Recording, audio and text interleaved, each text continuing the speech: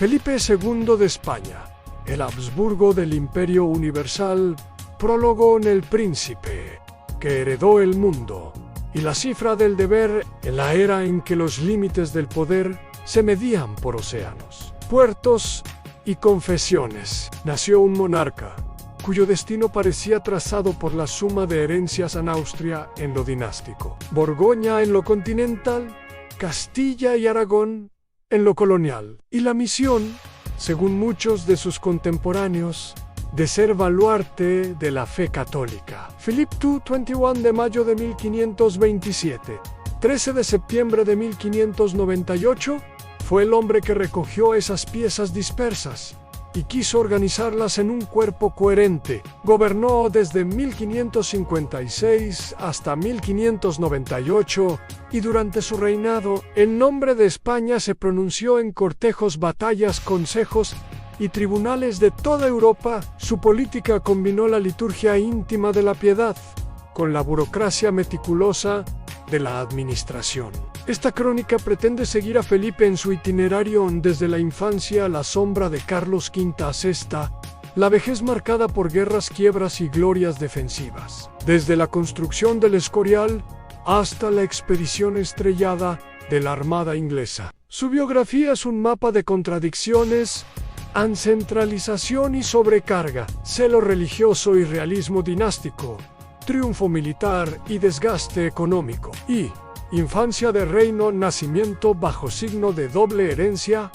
Felipe nació en Valladolid, en la vasta familia de los Habsburgo, hijo de Carlos V emperador y de Isabel de Portugal. Su educación fue estricta, religiosa y orientada al entrenamiento del poder en lengua, teología, administración y primera experiencia de gobierno en la corte de los Países Bajos, donde fue nombrado gobernador en 1549.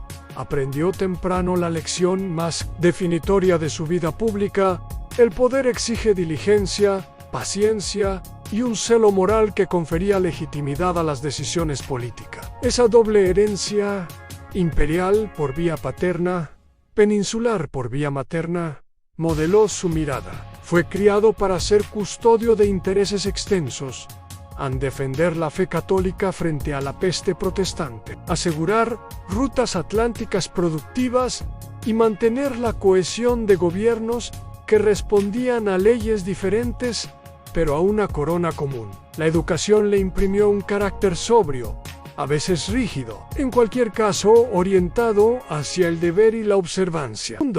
Ascenso al trono del Consejo, al ritmo personal del gobierno 1556 a 1560, a la abdicación de Carlos V en 1556. Felipe recibió no solo títulos, sino problemas en frentes militares abiertos, la reforma religiosa que agitaba Europa, la necesidad de coordinar gobiernos con tradiciones distintas, a diferencia de su padre, que simultaneaba la política europea y la administración imperial. Felipe optó por una monarquía centralizada alrededor de la corona hispana con la presencia cotidiana de un rey que decidía por carta y por consejo. Gobernó desde Madrid, pero no delegó la autoridad esencial, revisaba documentos, firmaba cédulas, regulaba nombramientos. Esa microgestión sería una de sus señas de identidad, la convicción de que el buen gobierno pasaba por la vigilancia directa.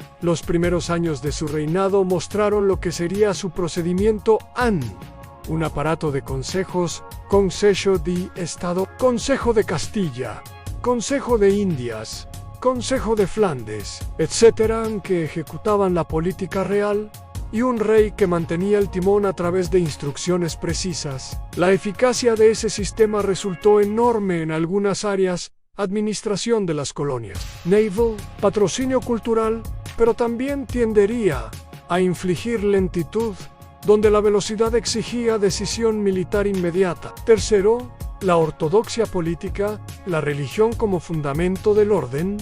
Felipe creyó que la unidad política descansaba en última instancia sobre la unidad religiosa. Su reinado coincidió con la contrainformación. El Concilio de Trento 1545 a 1563 había trazado las líneas de la Reforma católica y la lucha contra la herejía. Para Felipe la cuestión no era solo doctrinal, sino de seguridad política. La disidencia religiosa podía convertirse en fractura institucional. Por eso apoyó vigorosamente a la Inquisición, financió seminarios, promovió la reforma moral del clero y sostuvo alianzas con órdenes religiosas. Los jesuitas, muy presentes en su proyecto educativo y contrarreformista, ocuparon un lugar destacado. Su conducta piadosa no fue mera apariencia.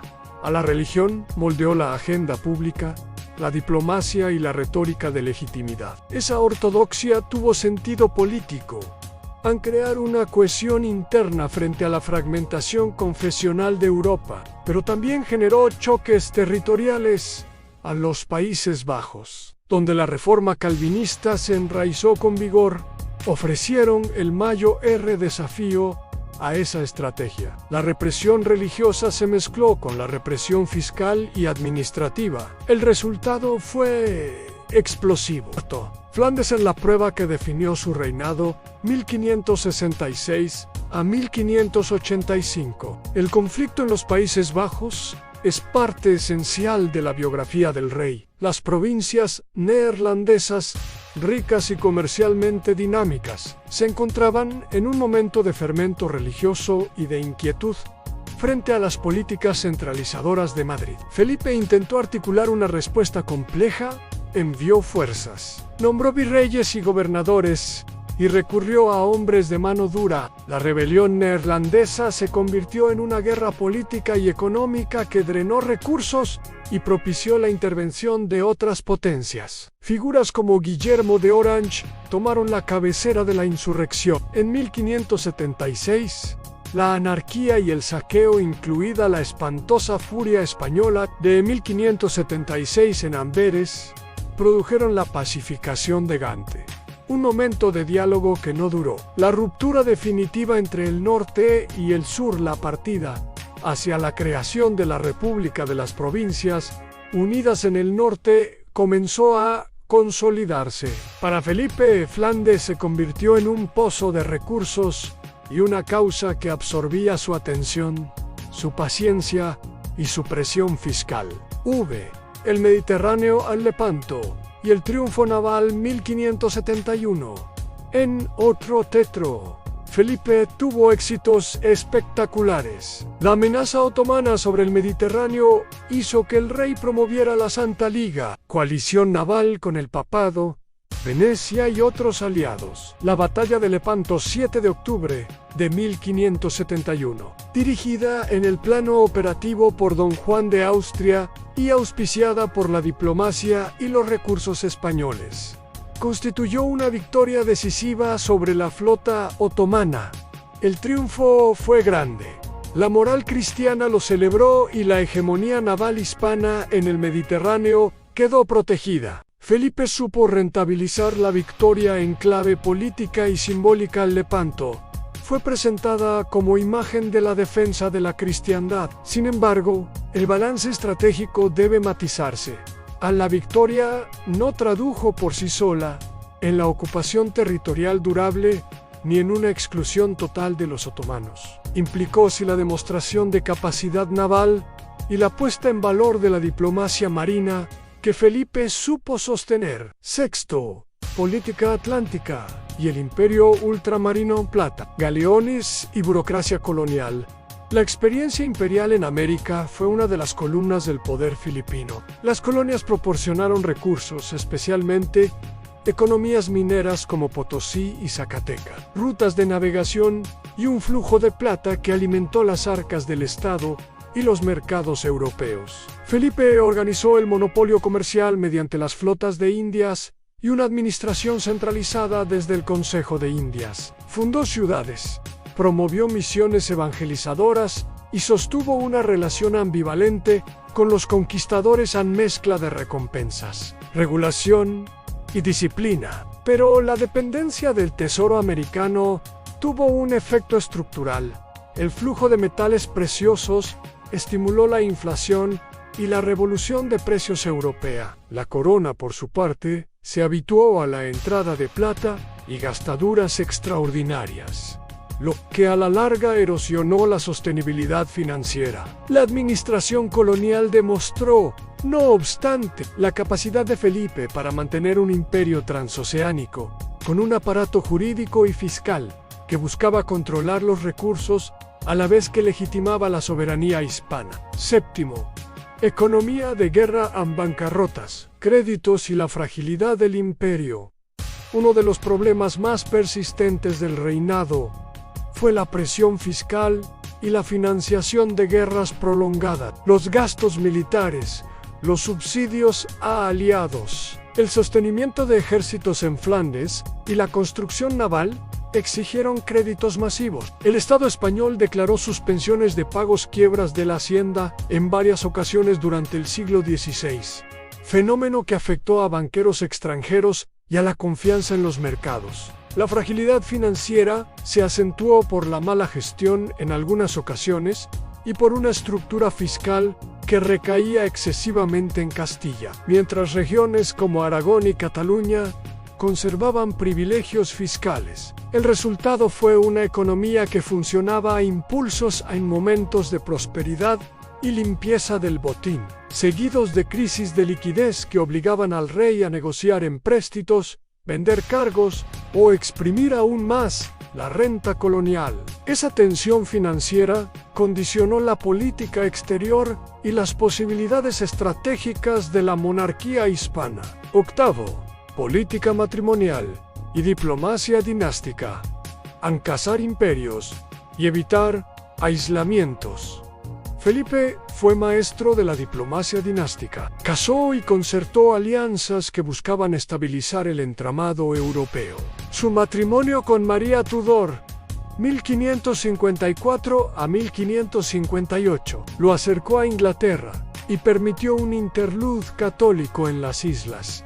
Más tarde, casó a sus hijos y sobrina para tejer puentes. En 1580, tras la muerte sin heredero de Enrique y de Portugal, Felipe reclamó la corona portuguesa y, tras una campaña y arreglos dinásticos que culminaron en la unión personal de España y Portugal, 1580 a 1640, incorporó temporalmente el vasto imperio ultramarino portugués a su corona. La anexión reforzó enormemente la proyección imperial hispana India, Brasil, rutas africanas, pero multiplicó su responsabilidad militar y administrativa en el mundo. La diplomacia de Felipe mezcló matrimonio, guerra y subsidios. Buscó mantener la hegemonía católica sin aislarse diplomáticamente. Sin embargo, el peso de los compromisos imperialistas lo abrumaba a menudo en gobernar tantos frentes. Resultó en decisiones de alcance global que exigían recursos superiores a la capacidad real de la hacienda.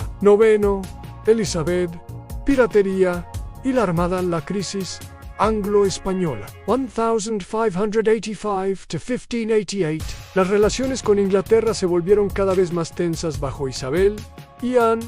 Apoyo inglés a corsarios que hostigaban las flotas americanas, Drake y otros, refugio a rebeldes neerlandeses y el entramado confesional con protestantismo y antipapismo. Felipe aspiraba a restaurar a Inglaterra en la comunión católica por medios políticos, pero la obstinación de Isabel y las agresiones piráticas lo empujaron al conflicto. El proyecto de invadir Inglaterra, la llamada Armada Invencible de 1588, fue la apuesta máxima y la más arriesgada de su carrera militar. La flota, vasta y costosa, fue derrotada por una combinación de factores a la habilidad táctica inglesa, las difíciles condiciones meteorológicas del canal y deficiencias en la coordinación con los ejércitos de Flandes. La derrota de 1588 no fue el fin del poder naval hispano, pero sí constituyó un golpe simbólico. Demostró que la hegemonía atlántica podía ser contestada y que el coste de la agresión era enorme. La pérdida financiera y moral se sumó a los ya acuciantes problemas de la corona. últimos años han desgaste, reformas parciales y una muerte en calma relativa a 1590. Los años finales del reinado de Felipe II estuvieron marcados por la acumulación de frentes en la guerra persistente en Flandes, la tensión con Inglaterra, la defensa de fronteras en el Mediterráneo y la gestión de un imperio ultramarino múltiple. El rey, envejecido, continuó su política de vigilancia y de resolución por carta. Sin embargo, la capacidad de maniobra se resentía por la falta de recursos. Hubo intentos de reforma administrativa, modernización de correos, reorganización de consejos, mejoras en la armada, pero las limitaciones fiscales y el agotamiento político impusieron límite. Felipe murió en 1598 en el Real Sitio de El Escorial, el monasterio palacio que había mandado construir y que simbolizaba su concepción del trono austero, religioso, centralizado y monumental. Su testamento no fue la clausura de un imperio, fue la entrega de un legado complejo en territorios inmensos, poder naval parcialmente menguado, una monarquía todavía central en Europa y una economía en tensión. Epílogo en la figura compleja de Felipe II, rigor, celo y los límites del deber. El balance histórico de Felipe II obliga a una mirada ambivalente. Fue un rey de disciplina y aparato. Organizó consejos, reguló colonias y patrocinó artes y arquitectura. El Escorial es el símbolo más evidente. Fue un monarca que entendía la política como moral pública y creyó que la primera tarea del soberano era defender la fe. Logró éxitos militares notables: Lepanto, consolidación en el Mediterráneo, anexión de Portugal, y sostuvo durante décadas una hegemonía que imponía respeto. Pero también mostró los límites de un modelo en obsesión por la centralización que a veces ralentizaba decisiones, dependencia de ingresos coloniales que, con la inflación y las quiebras, mostraron su fragilidad, y una política exterior de compromisos múltiples que terminó por dispersar recursos. La derrota de la Armada y las continuas guerras en Flandes recordaron que un imperio universal exige más que buenas intenciones y devoción religiosa. Exige sostenibilidad financiera, logística renovada y adaptabilidad política. Legado político y cultural. Felipe dejó un legado mixto y profundo. La monarquía hispana se mantuvo como eje central de la política europea por décadas. Sus instituciones coloniales y su aparato jurídico influyeron en la administración imperial futura. Su mecenazgo cultural impulsó el siglo de oro español en artes, literatura y architecture, y el Escorial se convirtió en ícono. Pero su reinado también inauguró debates. ¿Fue la política de Felipe una defensa legítima de la estabilidad o la causa de un sobreesfuerzo imperial insostenible? En la práctica, ambas interpretaciones tienen verdad en su reinado.